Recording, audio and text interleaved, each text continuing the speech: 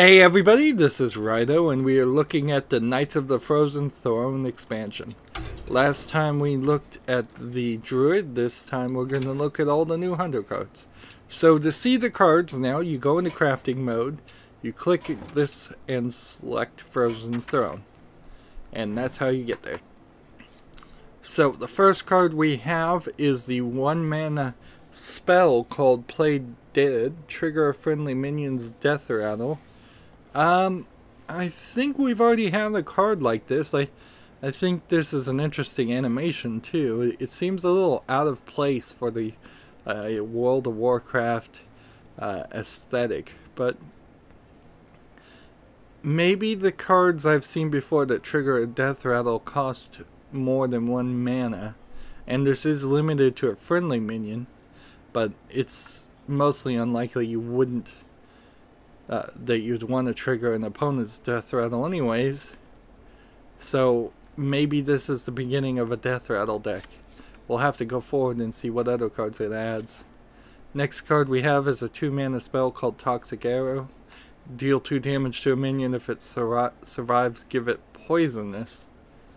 I don't know about this. This seems pretty late game. It might be useful in a few places if you were to pull it off, but in most scenarios I think for 2 mana it would have to be played so late game that it wouldn't really be that helpful.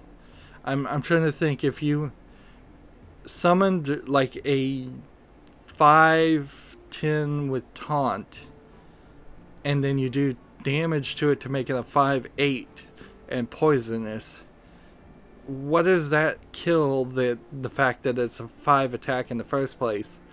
Really, at most I imagine you could kill 2, maybe 3 really small characters with this card and not really worth it. Moving on, we have a 2 mana spell called the Venom Strike Trap Secret. When your opponent, when your minion is attacked, summon a 2/3 poisonous cobra. This seems just like an expansion of the snake attack, but it will certainly be helpful in a secrets deck, which is what a lot of hunter decks are, is secrets decks, to play more secrets. I imagine eventually we'll just get down to the point where we have certain hunter decks that are just 30 cards of secrets and nothing else, which would be interesting, certainly. We have a 3 mana, 4 attack, 3 health creature called the Bear Shark. Can't be targeted by spells or hero powers. It's a beast.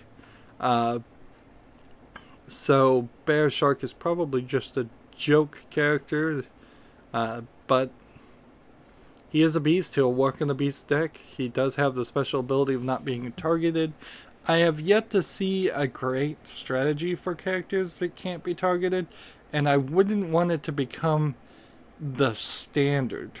I wouldn't want 50% of all the cards that you can play just not be targetable, because then that would limit the ability to silence, it would limit the ability to freeze, it would limit the ability to do a lot of different things. But one more is not going to ruin the balance of the game. Moving on, we have a 3 mana, 2 attack, 2 health creature called the Stitch Tracker. Battlecry, discover a copy of a minion in your deck. This might work very well if you're playing a lot of legendaries. Then you could get multiple copies of the same legendary, which would be pretty devastating. And it's not like it's a different version of a legendary. It would be the exact same thing. So I could imagine very high ranked players playing this card, whereas people that have just started playing Hearthstone and don't have that very many of good cards, or just a basic collection of cards, they're not going to really have much use for this. It's a underpowered card for 3 mana, 2/2 health.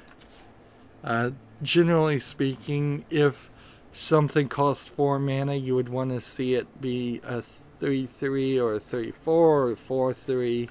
If something costs 3, you'd want to see it as a 2/3, a 3/2, or a 3/3 with no ability. Or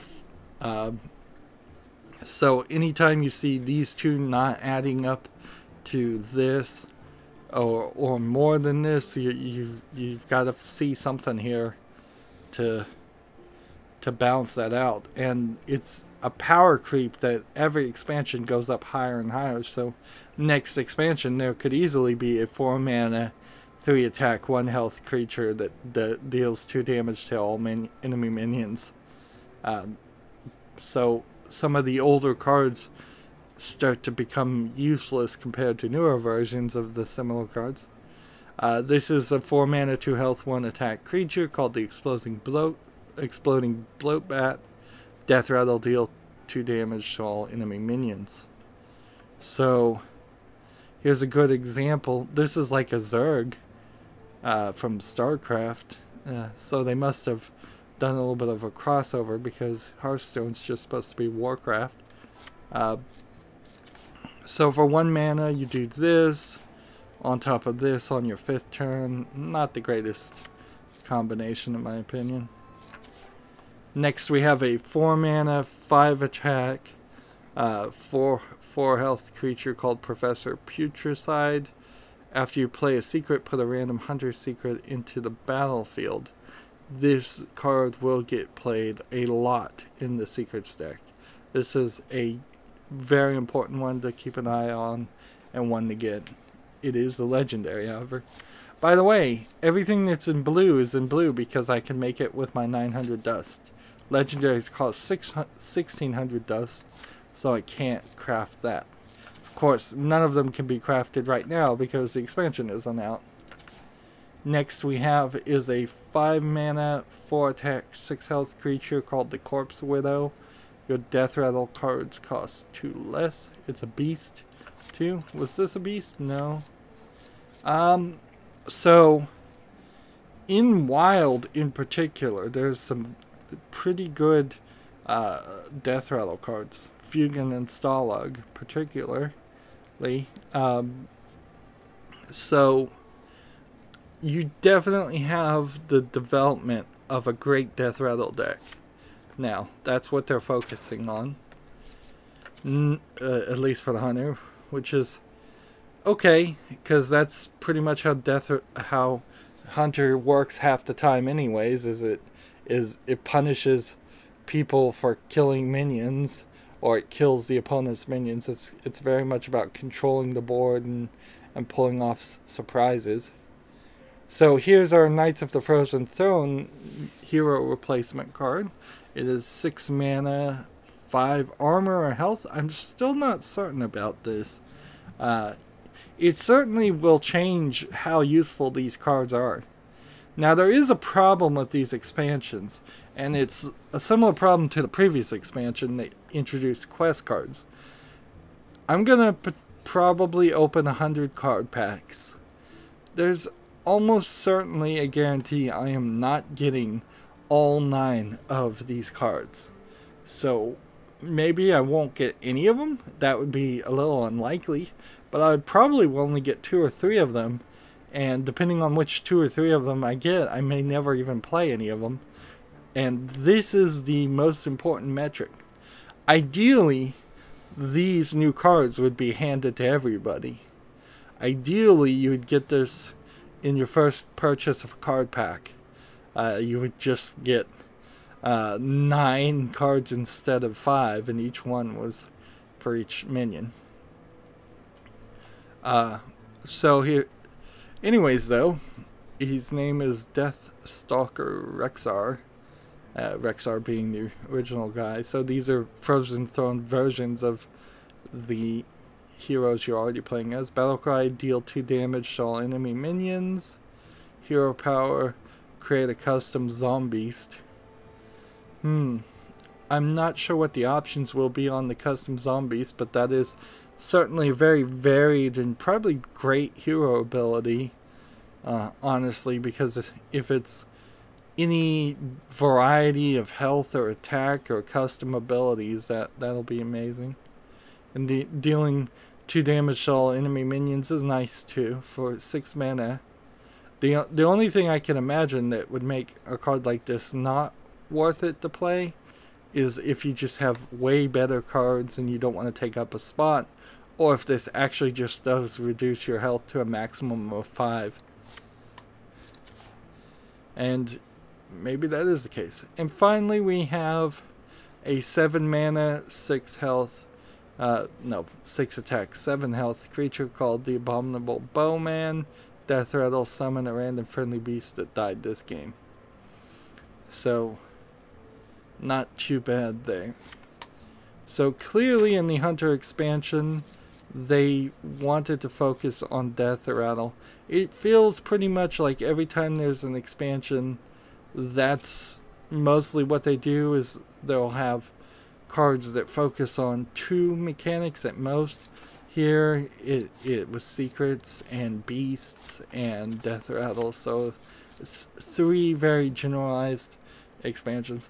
I'm hoping though that there's a lot more neutral cards, otherwise I may very well find that opening 100 card packs is not even worth it. I may get the entire collection. Not likely. Last time, for previous expansions in comparison, it has costed 2 to 3 to 400 card packs to open to get an entire expansion, and who knows how much to get all of them in gold if you were even going for that goal.